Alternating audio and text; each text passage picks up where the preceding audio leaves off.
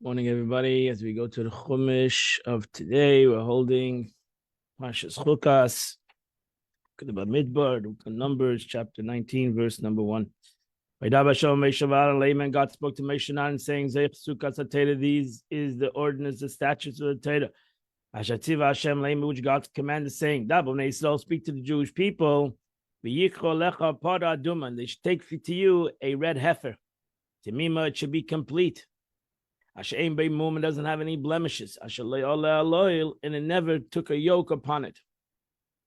Now she says, because the Satan and the nations of the world taunt Jews, saying, what is this commandment? What's the purpose of this have? Therefore, the Torah says, this is a chukah, it's a statute. I have decreed it, so to say, and you have no right to challenge it. So therefore, nobody should be able to challenge it, because you'll be able to tell them, this is a chukah, and this is what God wanted, and this is what we do.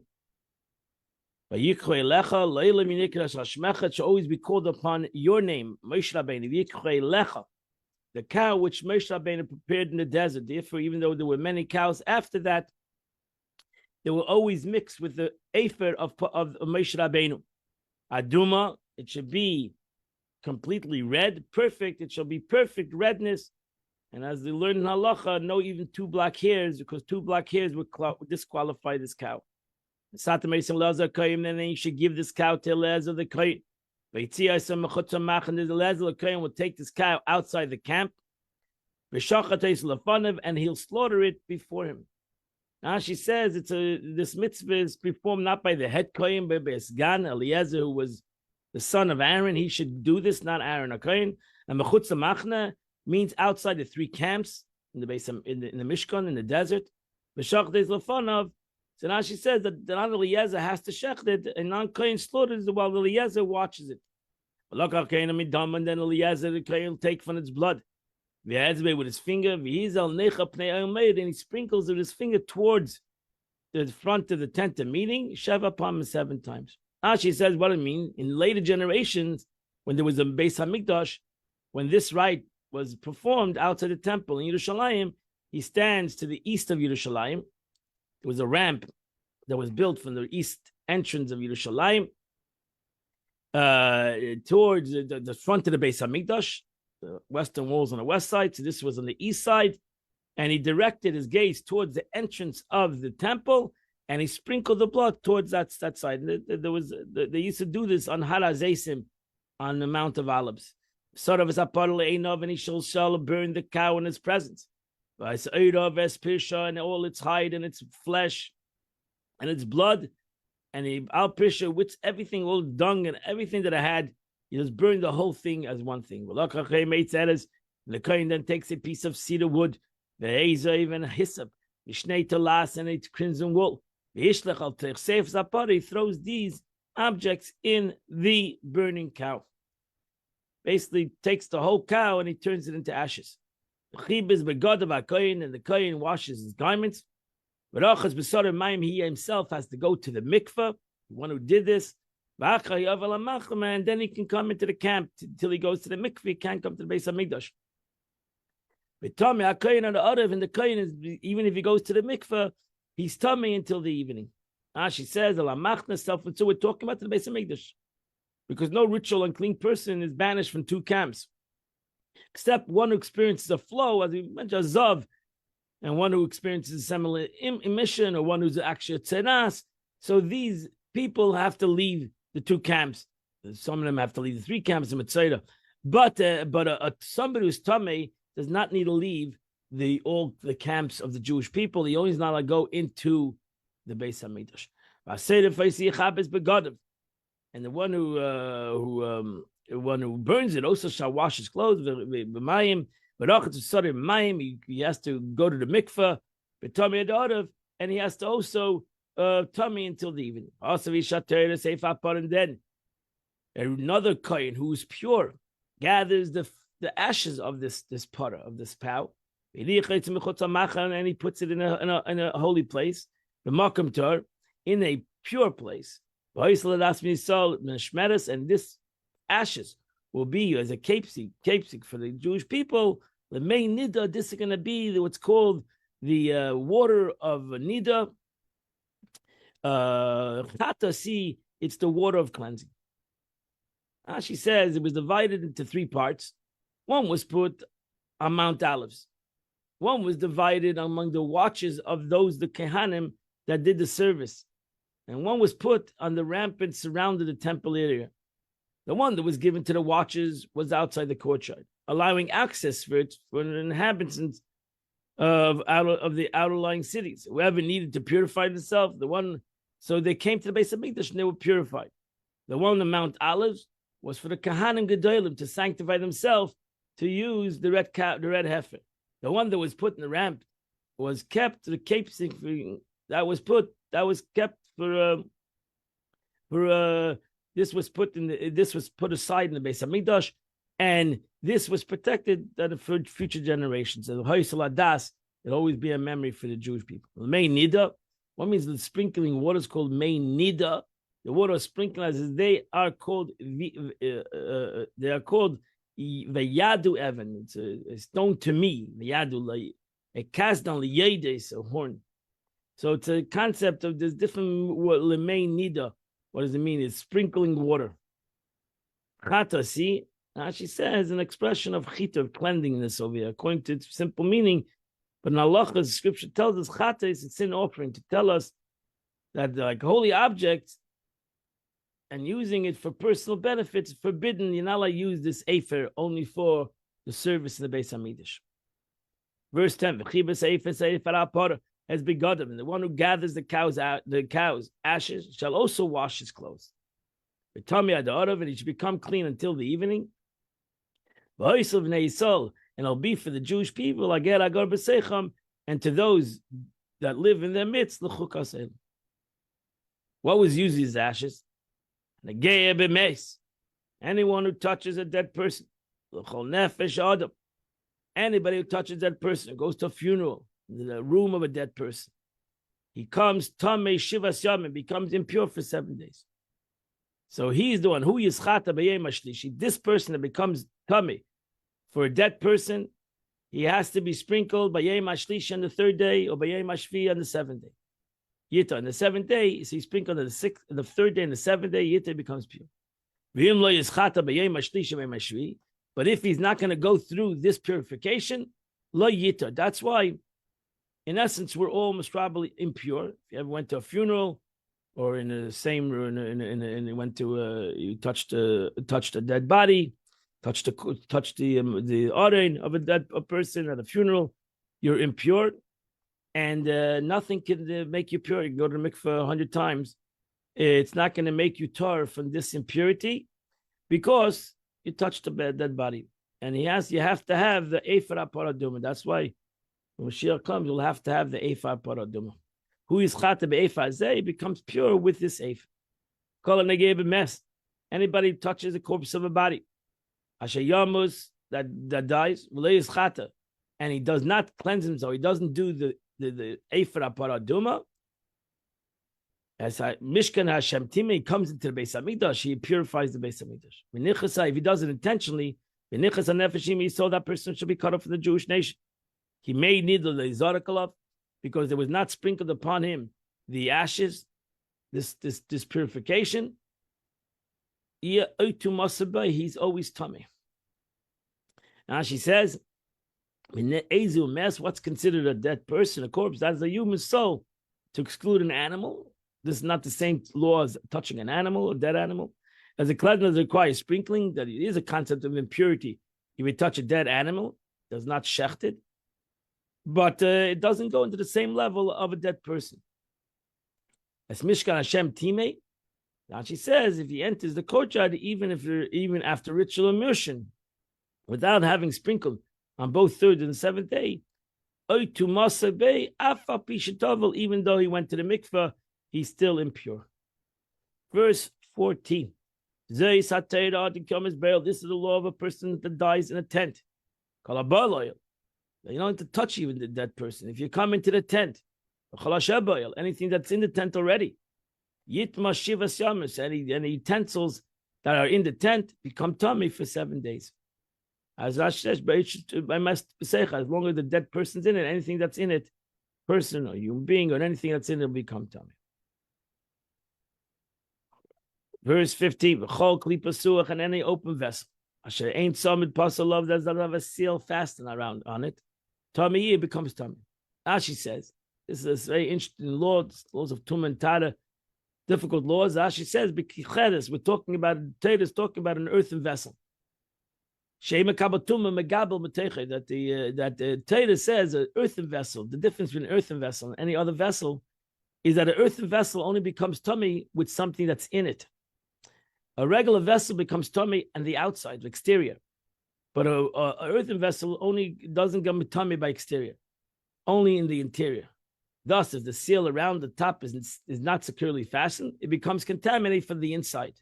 But if there's a secure fastened seal, it doesn't become tummy. That's why, again, with the story of Hanukkah, it's not that the Greeks had to break the seal of the Kohen Gadol. That's why the story, because it was an earthen vessel that held the oil of the menorah. So it says there in the story that they broke the seal. Not that they touched it, they broke the seal. So actually, they didn't even spill out the oils of the Beis Hamikdash. They just opened it up.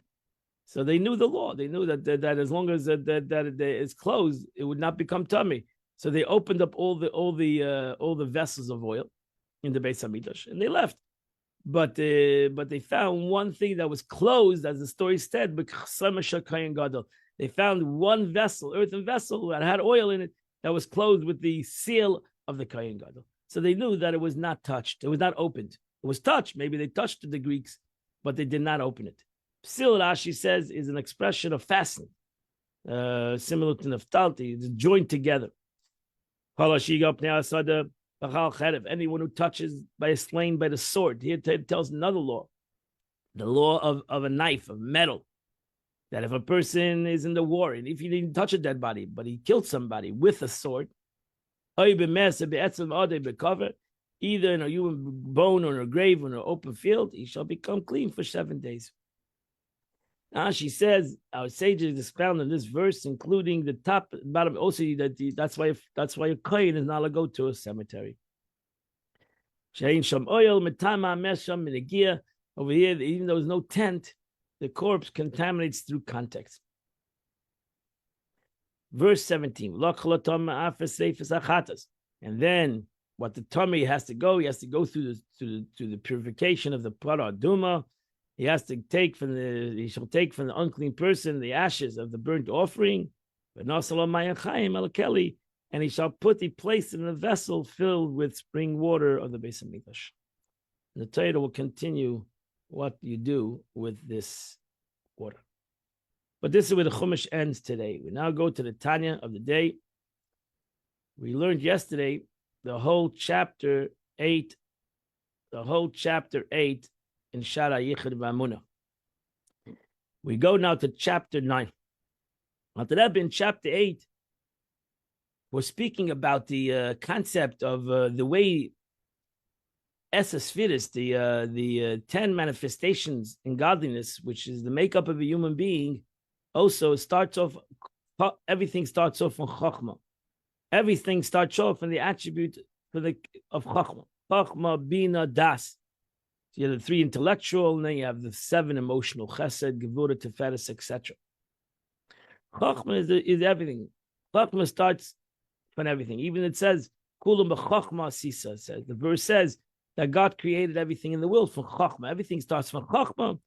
So you have the 2 main attributes in you learn Chassidus, the Sfiras HaChachma, which is the source of everything, and Sfiras HaMalchus, which is also the source of everything, because everything comes to Chachma, and the 6, 7, the rest of the Midas, the rest of the 9 Midas come into Malchus. But everything starts off from Chachma. Therefore, you have the concept of not Chalasim B'Seif and Chassidus, that the beginning is wedged in the end, that Chachma is wedged in the Sfiras HaMalchus. But the Alter Rebbe was talking about Chachma. That so human being understands that the brain, for example, is the most important part of the body. So even though every part of the body is important, and a person is handicapped, chas shalom, he doesn't have any part. But Chachma, everybody understands that everything comes to the brain. But you have to understand that even though I gave an analogy of the brain of Chachma, when it got to God, that's a big argument with the Rambam and the Ramban. that the Rambam should we even characterize God in the concept of Chachma? And the Rambam characterized God in Chachma. And there were those who argued him and said, how can you David, who argued with him and said, how can you even characterize God as Chachma? Because that's already putting God in a box. And this was a big argument. Big argument. It's self-understood that Rambam held also that in a certain level of godliness, you can't even characterize God as Chachma. So not that that's how the Alter Rebbe brings them both together, that they're not arguing. Really, they're talking in two different levels. So in Ein Sof, you can't say the Eibishter in the infinity of godliness. You can't say the Eibishter Chachma. The Eibishter is not a Chachma. Aber Kadosh Baruch Hu Migdei it's a Chachma. The concept of Chachma by in Midas. Shitchilas Machshava Reshusa Yusef Ma'aseh Etzlei. So the level of wisdom, which is in all created beings, is the beginning of thought, and its genesis to him is the final stage of action. What is the meaning of that? The Eibishter self-understood Chachma is not the highest level.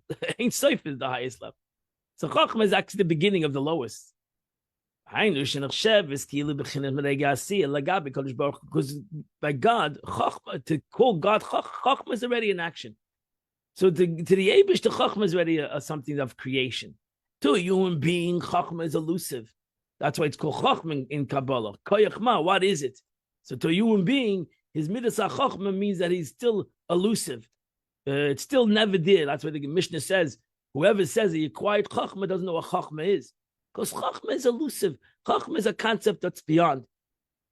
But by the Eibishter, chachma is not what's beyond. Chachma itself is a creation. As it says, kulam b'chachma asisa, that you created everything with chachma. So chachma itself is a creation. It's connected to creation. So at first glance, it would seem more appropriate for the verse to have said something like, you have intellect them all. But why is it said to you made them when speaking to wisdom? What are you connecting? Because when it comes to a human being, Chachma is beyond a creation in his world, in the human being's world, but not in God's world. In God's world, Chachma is creation. Is already creation. That is to say that the wisdom relative to him as a quality of life force in the physical material action is in relationship to the quality of life force of wisdom.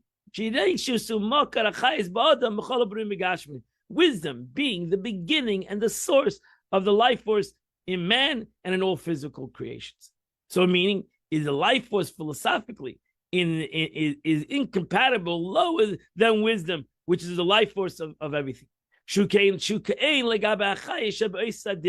life force in the physicality is nothing in comparison to the life force in the letters of speech. Everybody can understand that as explained in the chapter 8 at length, that you can't compare speech to thought of man. Even a human being comprehends that this speech and thought are two different realities. So therefore, we say this expression by God, but not that it means to the essence. In turn, is nothing. Thought is nothing in comparison to the life force, the level of emotional attributes which thought of speech comes from which this thought derives. For as I explained earlier, all letters of thought emanate from some emotion which brings them into being. So that the individual concerned should think of these particular letters. Clearly, the life force in these letters of thought bear no comparison to the life force of emotions from whence the letters come from. So you have the speech, you have the thought of speech, you have the emotion of speech. There's so many different levels that to each and every level, the higher one is like spiritual to the lower one. So thought is spiritual to speech, and thought and emotions is spiritual to thought. So emotions to thought is like physical, spiritual to physical. And then you have the emotions of a person. And in turn, it is nothing. The emotions is nothing in comparison to the life force and level, degree of wisdom, understanding, and knowledge. So emotions to understanding, to Chachma is nothing. So now you have emotions. To Chokhmah is like spiritual to physical. So everything is relative, as they say, the source of emotional attributes. Thus, from the level of action to the lofty level of wisdom in the world of Atzilus, there are but 5 levels, each of which has no account in comparison to the level above it. Clearly, then, the lowest level of action is surely of absolute no comparison to the highest level of Chokhmah Atzilus. And that's the way it is. That's the way the Eibishter created the concept of cause and effect, of the lower to the higher, which is the level of wisdom of the world of Atzilus. And just as action is infinitely distant from the wisdom of the world of Atzilus, Kain, Mamish, Erech, Madregas, so too is the quality and the level of wisdom, which is the beginning of the source of life of all the worlds. For as we're speaking here, the Sfiras HaChochmah of the world of Atzilus, which is the source of the entire world of Atzilus, the highest of all worlds, as such, is also the source of all worlds below it. Now, this level of wisdom is as nothing Lagaba Kodesh Baruch Hu b'chvei devatzmi. So how high are you going to go in Chassidus? But the Alter Rebbe is saying, how are you going to go in Kabbalah? Chochmah of the world of Atzilus, which we all comprehend. If you don't understand these worlds, we all comprehend that our thought is nothing comparison to the thought and the wisdom of the world of Atzilus. But the world of Atzilus, Chochmah, is nothing. There's no comparison between the Chochmah of the world of Atzilus and God Himself. And that's which is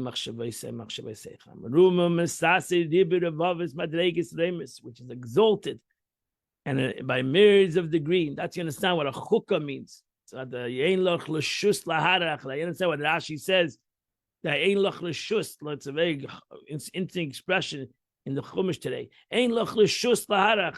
How can a human being have a audacity to challenge the Eibishter? That his Chokhmah is going to challenge God's Chokhmah. You cannot challenge the Chokhmah of the will of Atzilus. You're going to challenge the Chokhmah of HaKadosh Baruch Hu. So it's just ridiculous. Self-understood that you don't need, you're not in the same, that the Rebbe explains, you're not in the same domain. It's like you're going to argue with a genius. You're not in his domain. Doesn't make sense. You're going to argue with a person that is far beyond you in wisdom. You're going to argue with him. You're not in the same domain. You're not in the same piece of paper.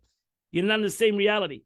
So therefore, how can you argue with something that is a total different reality?